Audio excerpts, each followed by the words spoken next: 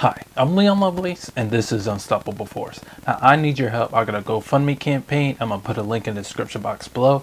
I need you to go there and donate to my campaign so I could do this show full time instead of just part time. Okay, I got a news story for you, and it's a little bit old on the older side, but it's still important because I like my oil pipeline stories, because these are some of the things that we do not want corporations to be building in our states, in our cities, or close to our cities, so anywhere in this nation, because we need to get off of crude oil and natural gas. So I got an old story, slightly old story from The Intercept.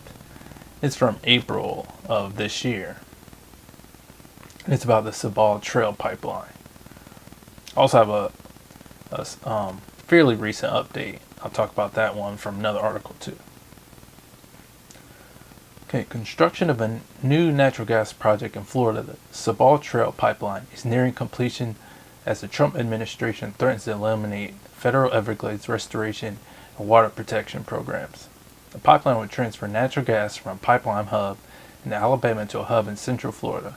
From there, another pipeline, the Southeast Connection, scheduled to finish construction in 2019, will bring the gas to new power plants in South Florida.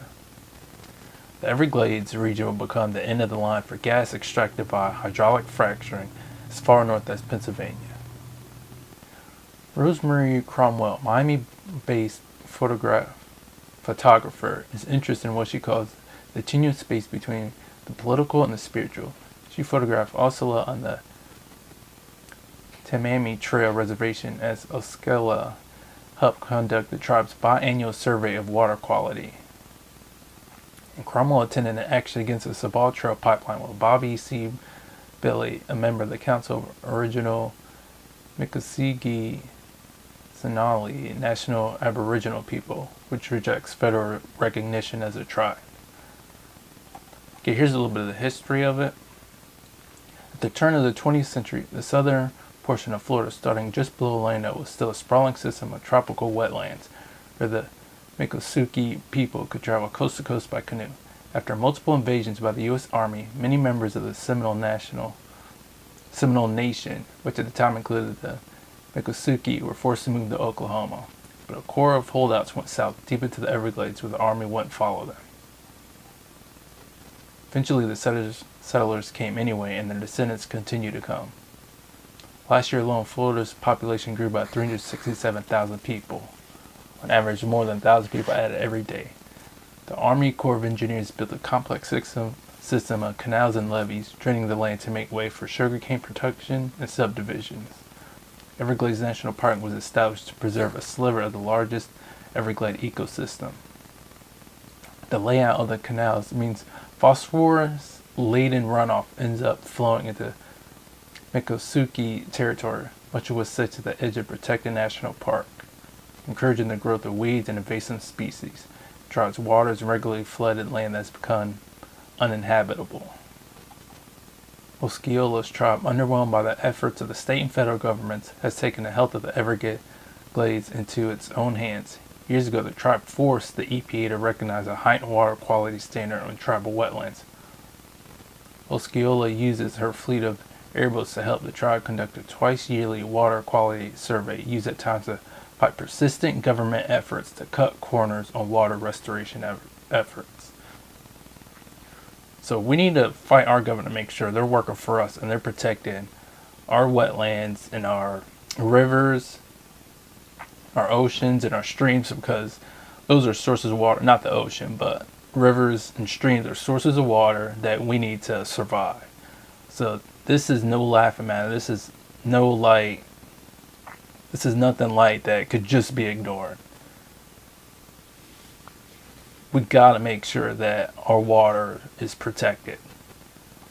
Their lack of trust is for good reason. Under Governor Rick Scott, the state of Florida has rolled back water quality enforcement and sped up permitting processes for developers.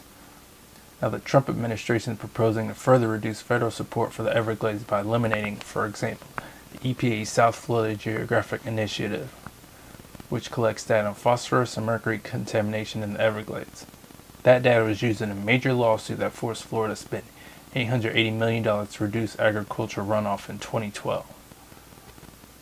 As Osceola and others carry on the slow work of restoring the water, a roving movement against the Sabal Trail pipeline has combined legal efforts, encampments, and direct protest actions to stop the project. The Dakota Access Pipeline fight helped breathe life into the ongoing Floridian fight. To make way for the project, lush forest landscapes have been cleared and many streams disrupted. The project is nearly complete. Well, it's complete now.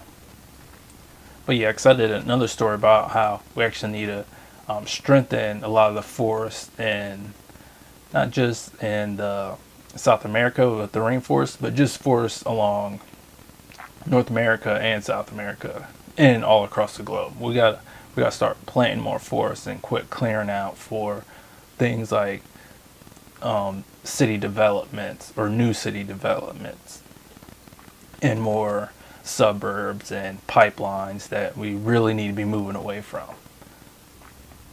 And in Florida, they're having problems with some of these wetlands getting drained, and with sea levels rising, some of that fresh water is getting replaced by salt water. So that's a huge problem because that's just damaging those ecosystems. So they're not as lively and as effective as they used to be. So that's really wrecking those ecosystems and really harming the people that live near there, because it's also doing that to aquifers. They're getting drained and they're filling up with salt water, so those are getting damaged, and they're having water problems there in Florida too.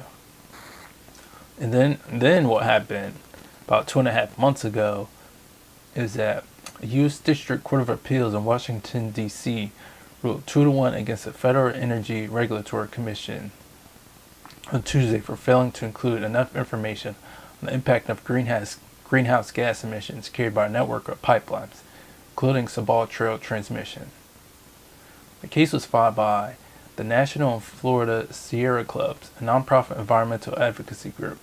In August 2016, was based on FERC's environmental impact study for the Sabal Trail pipeline. And that's why they didn't want to do an environmental impact study for the Dakota Access Pipeline, because then advocacy groups could actually throw lawsuits at them and might have been able to stop that company from building the Dakota Access Pipeline, or finishing it at least. But unfortunately, it's not immediately clear if the ruling will have any impact on operations of the Sabal Trail gas pipeline that runs through north central Florida, including the parts of Alachua, Levy, Gilchrist, and the Marion counties. The Sabal Trail pipeline, which became operational in June, the 515-mile natural gas pipeline project that travels from Alexander City, Alabama, through Georgia and Florida, has been controversial across Florida for the past few years, with protesters saying that $3.2 billion pipeline would be harmful to the environment in Floridan aquifer. Then also read other articles about how the company that built this pipeline, they also used eminent domain to kick people out of their homes to build this pipeline. So we also got to fight to make sure private corporations can't use eminent domain to take people's land and houses away from them. That's just another issue of big business using big business and the government working together to make sure they screw you over. So we got to make sure that quits happening.